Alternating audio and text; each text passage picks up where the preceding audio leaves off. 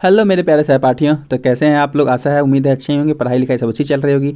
तो देखिए, हम लोग अभी एनसीईआरटी क्लास 6 पॉलिटी का बात कर रहे हैं। इस श्रृंखला में हम लोग आज गांव का प्रशासन देखेंगे। तो देखिए, ये आपका जितना भी डिटेल चल रहा है, इसमें आपका क्या है कि जो अंडरस्टैंडिंग लेवल है वो आपका बेहतर होगा, इसी के लिए इतना बड़ा चल रहा है। नहीं तो हम इसमें से पॉइंट भी ला के आपको दे सकते हैं। जो हम लोग जब ये 6 क्लास का ख़त्म हो जाएगा तब मैं पॉइंट ला के दे दूंगा, आप लोग उसको देख लीजिएगा, वो आपका सारा हो जाएगा। लेकिन उससे पहले अगर इसको पूरा देखिएगा तभी वहाँ पे समझ में आएगा।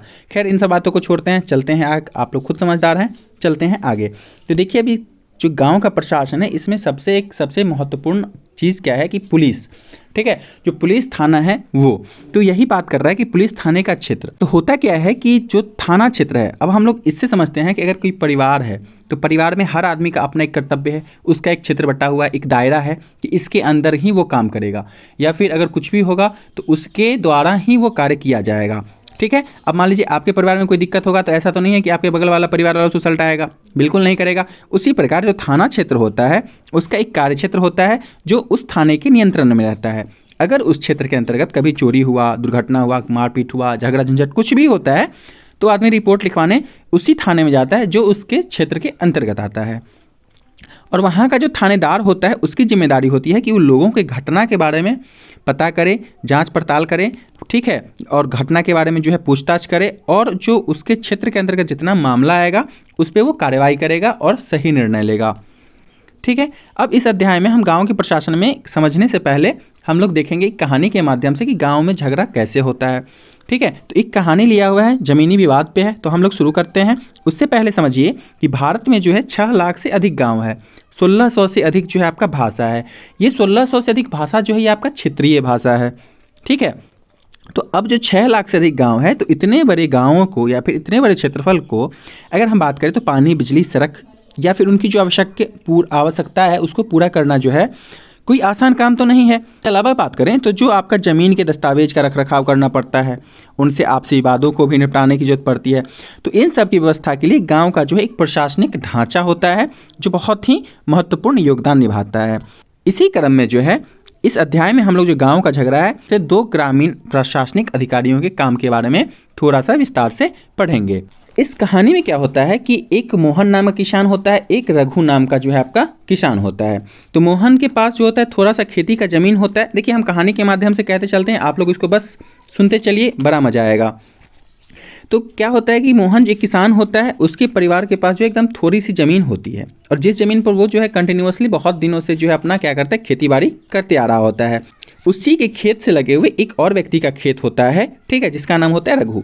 अब दोनों का खेत अगल बगल में होता है, तो गांव घर में तो जानते ही हैं कि क्या करता है कि अपना खेत बढ़ाने के लिए दूसरा का जो है दूसरे के खेत का आड़ी वाड़ी जो मतलब बीच में बाउंड्री टाइप का होता है उसको काट देता है और उधर थोड़ा सा बढ़ा लेता है। तो उसी को यहाँ पे मेड़ लिखा हुआ है। तो रघु क्या करता है, उसके खेत में क्या करता है, अपना थोड़ा सा जो है आगे बढ़ा लेता है, मेड़ को थोड़ा सा काट देता है। अब जो होता है मोहन की ज़मीन को अपने खेत में मिला लेता है, आकार बढ़ा देता है। इससे मोहन को बहुत गुस्सा आता है, लेकिन उस जो है थोड़ा सा सहम जाता है, डर जाता है। चूँकि रघु के जो परिवार होते हैं वो थोड़े से शक्तिशाली होते हैं, सर्वसंपन्न होते हैं, उनके पास बहुत ज़मीन होती है, उसके ताऊ जो है गांव के सरपंच भी होते हैं।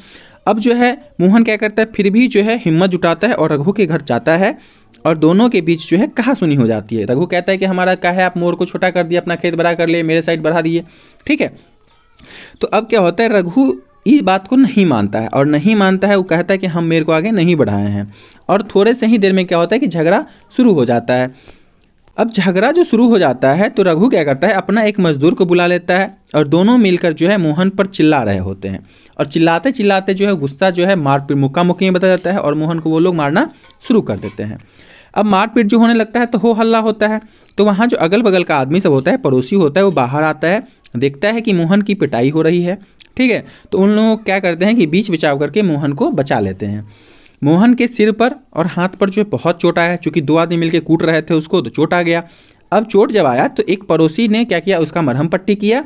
मरहम पट्टी करने के बाद एक मोहन का एक दोस्त था जो गांव का जो एक डाकघर है उसमें काम कर रहा था, तो वो सुझाव देता है उसको, कहता क्या है कि चलते हैं हम लोग स्थानीय पुलिस थाने में, यानी कि जो क्षेत्रीय पुलिस थाना है वहाँ, और वहाँ जाकर हम लोग रपट लिखवा लेते हैं।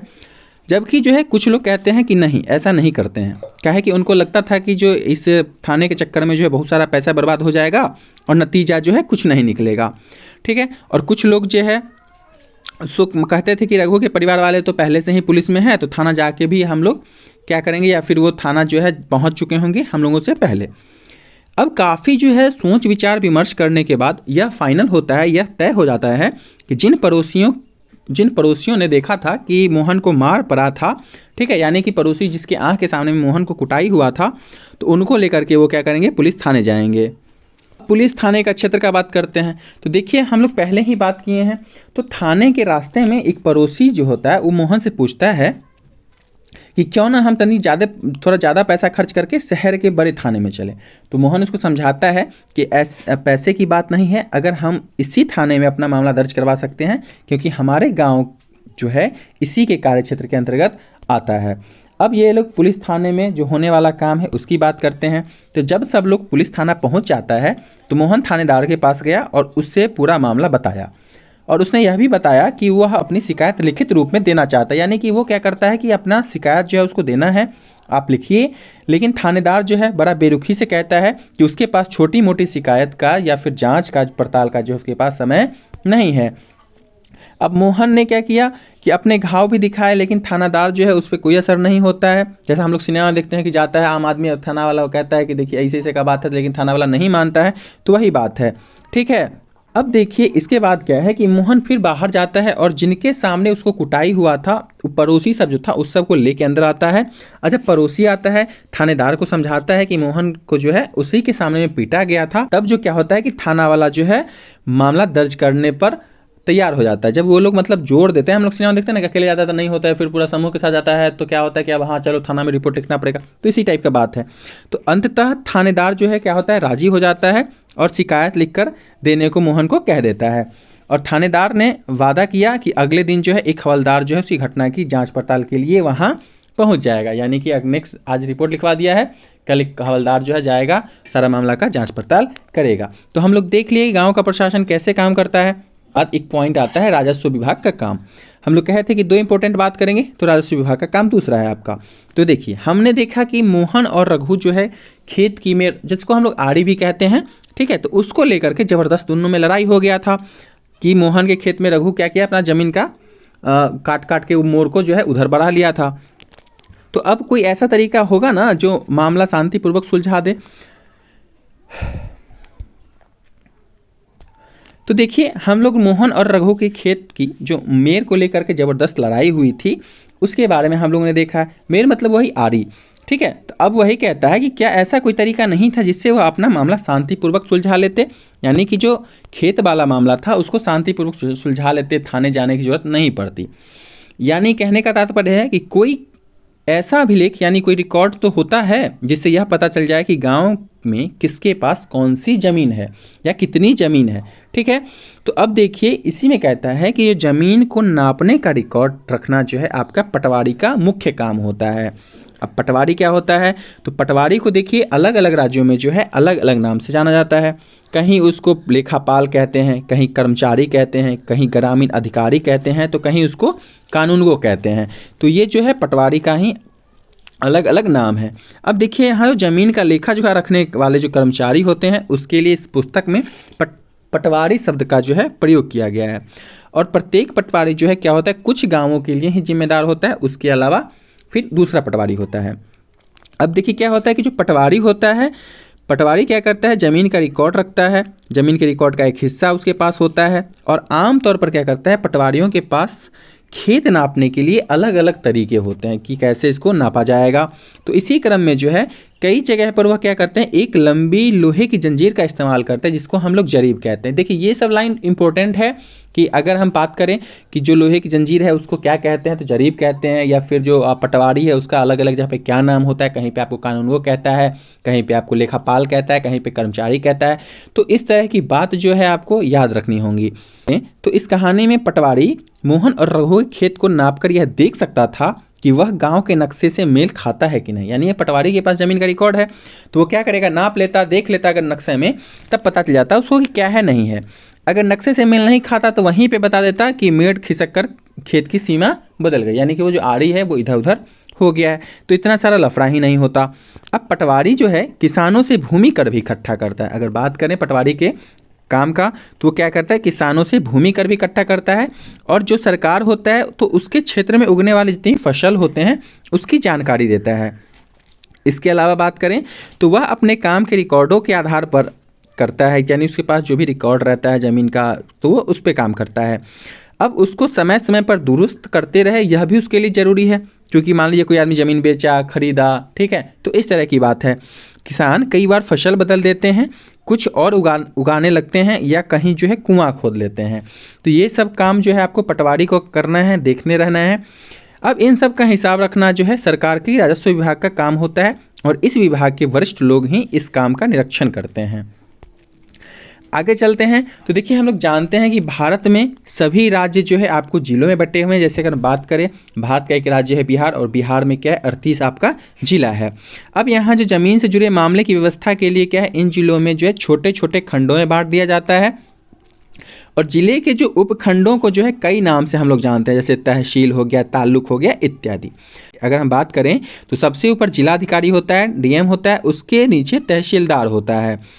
अब हम देखते हैं कि जब विभिन्न मामले होते हैं तो उनको निपटाना होता है, तो क्या होता है, ये पटवारी के काम का निरीक्षण करते हैं और सुनिश्चित करते हैं कि रिकॉर्ड सही ढंग से रखा जाए और राजस्व जो है इकट्ठा होता रहे, यानी कि विभिन्न तरह के जो कर हैं, राजस्व हैं, वो इकट्ठा होते रहे। और देखने का काम क्या है, किसानों को अपने रिकॉर्ड की जो है नकल आसानी से मिल जाए, यानी कि जो उनके पास है, किसी इस किसान को आवश्यकता है तो उनको आपका मिल जाए।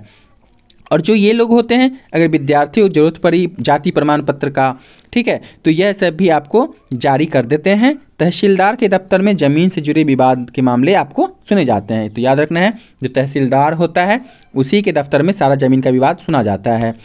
अब हम बात करें खसरा का, तो देखिए खसरा शब्द है, तो खसरा कहलाने वाले इस रिकॉर्ड में पटवारी क्या करता है, ज़मीन के नक्शे के मुताबिक सूचनाएं भरता है। इससे पता चलता है कि ज़मीन का कौन सा टुकड़ा किसके नाम के है। खसरा जो है भूखंड की स्पष्ट जानकारी होती है।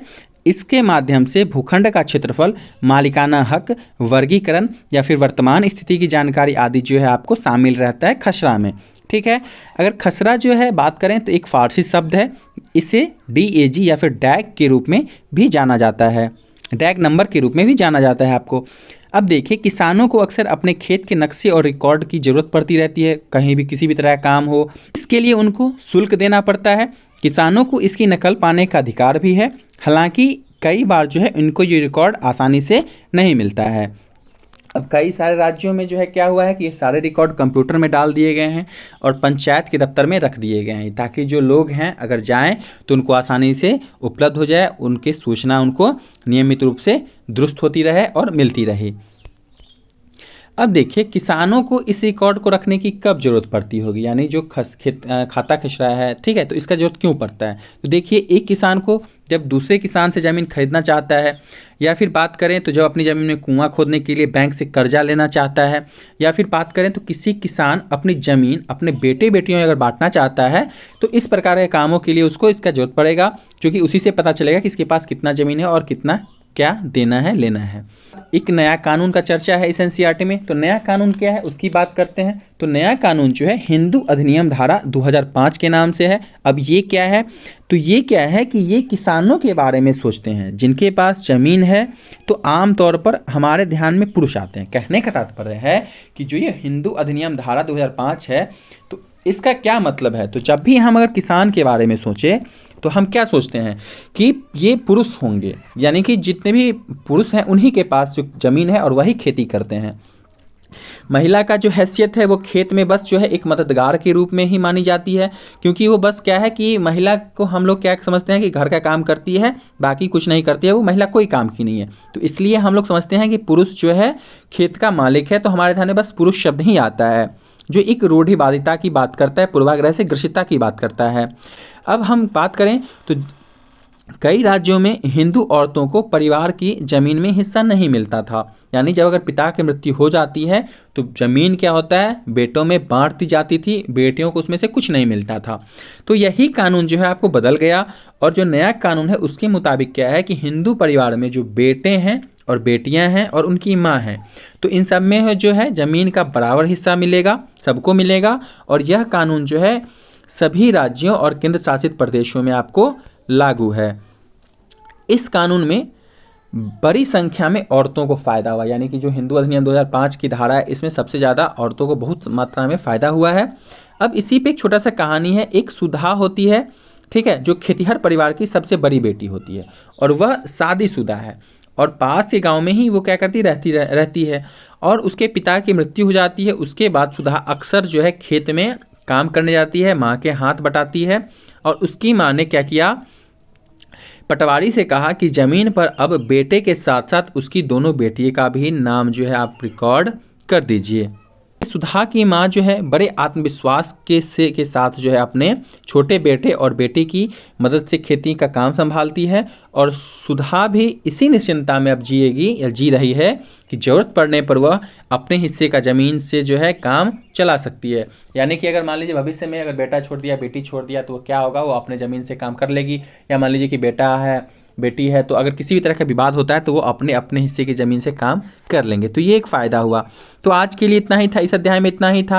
आशा और उम्मीद है कि आप लोगों का जो एनसीईआरटी का चैप्टर 5 था हमारा गाँव का प्रशासन अच्छा लगा होगा।